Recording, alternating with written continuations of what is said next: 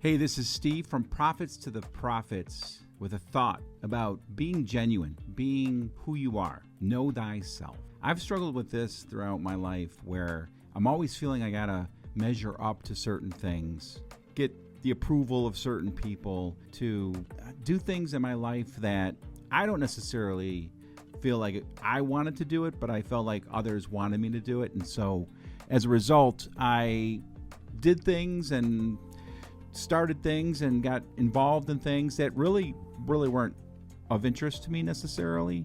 And I felt like if I did them, then I would achieve some sort of goal that was out there that I needed to achieve, but it wasn't really anything specifically that maybe I wanted to do. Now here I am, I would say finally doing what God has led me to do, and that's doing this podcast and sharing thoughts about God and editing. But that's just one example. It has to do with a profession, right? But it goes beyond just that. There are so many times in our lives where we feel like we need to gain approval or set our lives in a particular emotion because we're influenced by certain people, whether it's family members or coworkers or friends, and we want to do well by their standards, but we end up not really paying attention to what our strengths are and what our weaknesses are.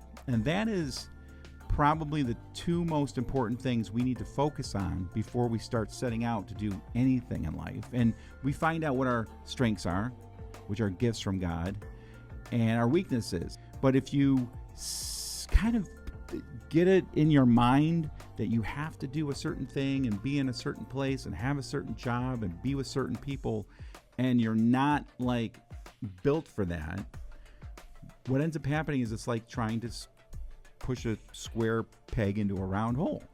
Know thyself. And though that isn't a biblical scripture, it is, you can probably find scripture similar to that in the Bible, and it's just like be true to who God made you to be. My thought is truly know thyself. Know who you are. Know what you want, why you want it, and then finally, balance it out by caring and loving for other people. Be there for friends, family, coworkers. Put them in the forefront of your mind. With those all balancing out together, be a little more comfortable and fulfilling. Anyway, that's my thought. Hope someone saw this and got something out of it. This is Steve, Prophets to the Prophets. God bless.